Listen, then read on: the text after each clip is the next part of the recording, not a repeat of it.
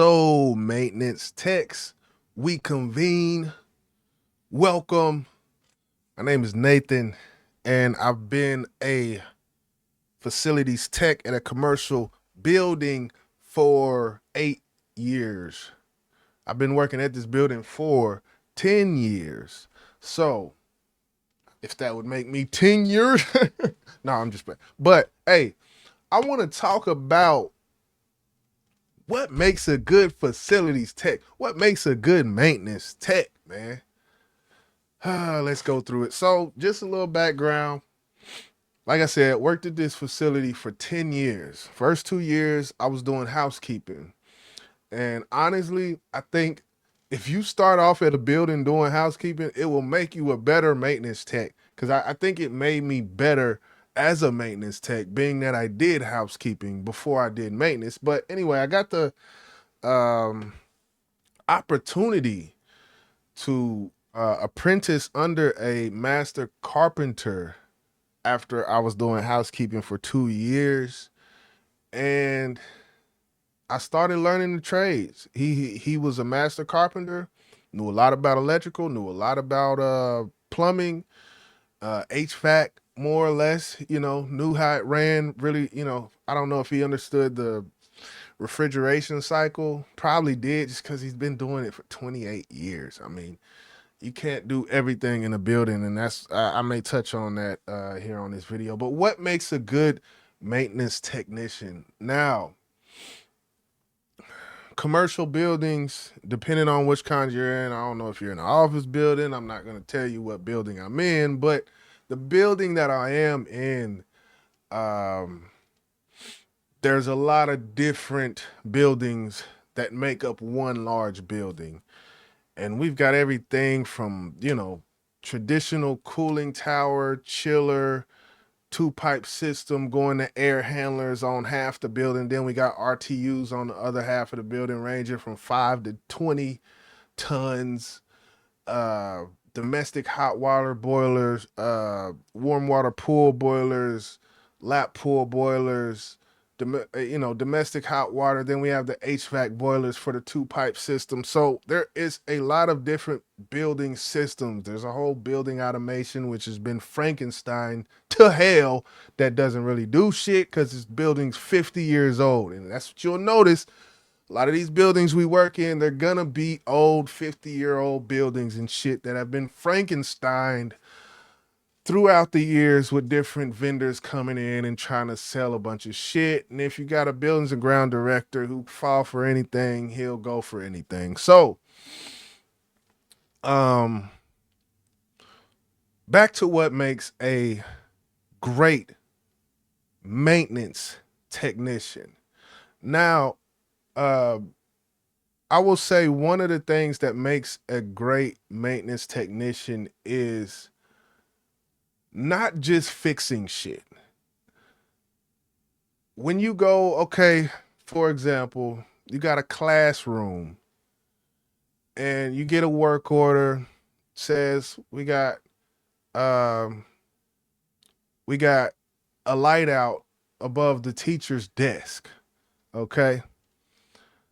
So being a great facilities maintenance, and this may seem so small to some of the guys who are like, tenured service techs in HVAC. Like, this video is not really for that. We're talking about a specific thing here.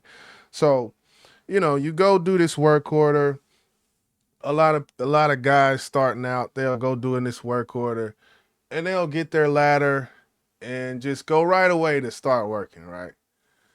Uh, and you can do that, but I told you about my history with housekeeping. If you just gonna do that and you're not gonna cover that desk up with some painter's plastic or something, because as soon as you start touching shit, you got drop ceiling tiles and shit. As soon as you start touching things, there's gonna be dust particles, and you might have one of the old ceiling tiles that's fiberglass behind. You got fiberglass falling on this lady's desk and everything. If you're not gonna cover that thing up with some painter's plastic, some point 0.2 mil plastic or whatever it is, then you need to take a Ryobi Milwaukee vacuum with a battery, whatever. Take you a little shop vac. Keep that on your cart for every job you do. There will rarely be a job that you do in a commercial facility that you will not have to clean up something afterward. If you're going to now, let me stop. Let me go. I'm getting ahead of myself. Now, you take the light out, put the new lights in, boom. Clean the shit up before you leave. Make it look better than it did when you came. Now it doesn't have to be better, but just make it. Don't Nobody wants to put in a work order. Now they've got a light above their desk, which they've been missing. Who knows how long it took to get that light in there? Because it's a big building, 130,000 square foot building with 4 maintenance guys. So who knows how long that light took to get in there. But then they come in to work and they turn the lights on. Oh, I got the light now. But my desk is covered in fucking fiberglass and drop ceiling particles. And who knows, there might be a rat running up there somewhere. And there's rat droppings on this lady's desk when she comes in. Be a good, take pride in your work. If you go and you're changing out a vacuum breaker, or you're changing out a diaphragm in a flushometer. Okay, you go to the, typical go to the thing, take a towel with you. Take a large towel like you dry off with in the shower. Take a large towel with you. Because there's no way you're opening that diaphragm and there's no water going on the floor. Now, you put this diaphragm in and now it's not constantly running, but now the next person that comes in, which could be the building and ground director or whoever's in position of power on the board or whatever, they come in and there's water on the floor. How do you determine piss from water in a bathroom if it's on the floor? Now they're gonna think there's piss on the floor. Just think about these things as a good facilities tech. This all goes back to work ethic. This all goes back to pride. I remember there was this guy named Bob that worked with. He was an older guy. He had more experience than me. He would charge unit. He knew how to charge units with refrigerant. He's really an HVAC guy, so he would do all of our PMs and things like that. This was early on in my tradesman type of work that whenever I started. So I wouldn't do any of the PMs. I would do plumbing, I would do electrical, but when it comes to the HVAC, he was hired specifically for that, so he did that. Now, whenever there was no PMs or whenever he would work on Saturday, yes, he would get regular work orders, and then we would have, certain things we would have to do. Like if we're changing ceiling tiles out, they're going fancy. They're going from the old ceiling tiles, and they want a new, more solid looking ceiling tile or something a little better. Okay, we got to do a whole hallway of ceiling tile. Okay, that's on the agenda. I worked on it during the week. Now you're coming in Saturday to do it. I'm the Sunday guy. I come in. This guy's been doing apartment maintenance. He's had his own business at a certain point in time. This guy is 60 something years old. And you come in, you do your ceiling tiles. Okay, you did great. You did a job. I don't see any gaps in the ceiling tile or anything. But I come in Sunday, a completely other day, and on Saturday they don't have overnight housekeeping. So, or housekeeping probably would have seen it, would have saved him from what I had to tell him on Monday when he came back. But take some pride in your work. I come in on Sunday, shit all over the floor. That wasn't a lot, but just shit all over the floor. Vacuum, get you a stand-up vacuum and clean this shit up. You just did the ceiling tiles in this portion of the hallway. It looked like you tried to clean up, but it didn't look like, come on, man. Like, I don't know. The facilities maintenance is taking pride in your work. You will gain a reputation in that building that you're working, and it won't take that long. If you're buddy with one of the other guys and y'all like to go, he holds the screwdriver while you twist it, 2 people working on one fucking job, just because you're buddy, you're going to have that reputation before long. And guess what? Whenever it's time for me to get a raise and when it's time for you to get a raise, guess who's not going to get the minimum? Just pick. Just tell me in the comment section who's not going to. It's not going to be me.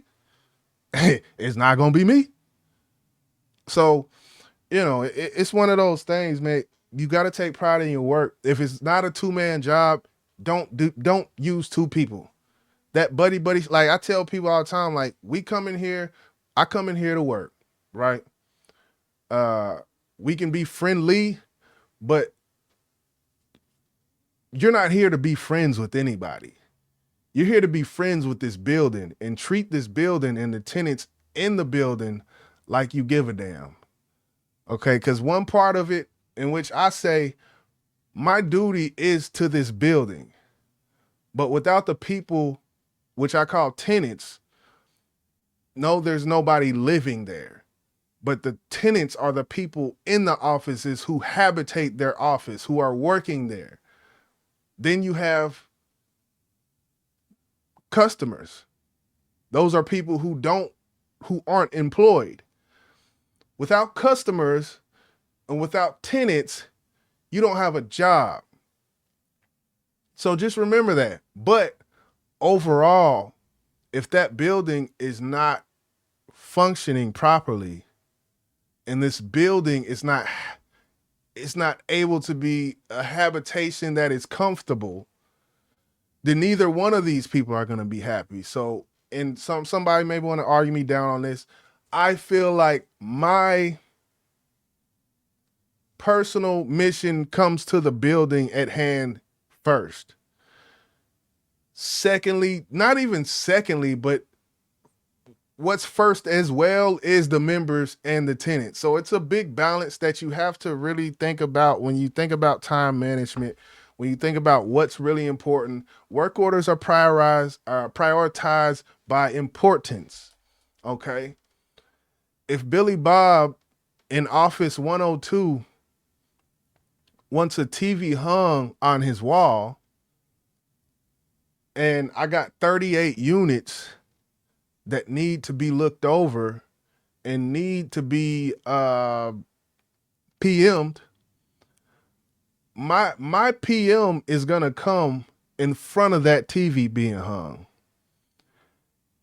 If that TV needs to be hung and my biannual cooling tower preventative maintenance, drain it to the basin, power wash the fins, power wash the inside, belt checks and all that comes before the tenant's TV being hung on his wall.